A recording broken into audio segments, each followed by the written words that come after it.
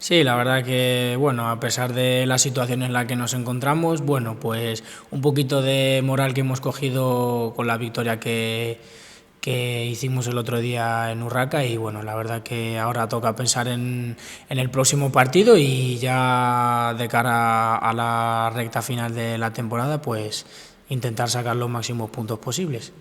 Nadie, ¿no?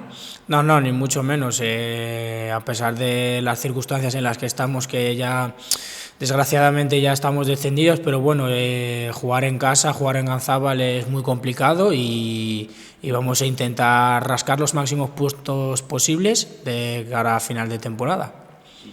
Sí, somos dos rivales que, bueno, estamos ahí en la zona baja de la tabla. Uno está buscando intentar el objetivo de salvarse, pero bueno, nosotros, como ya te he dicho antes, no vamos a regalar ni un solo punto y bueno, intentar sacar el partido adelante y sobre todo terminar la temporada de la mejor manera aquí en Ganzábal en casa.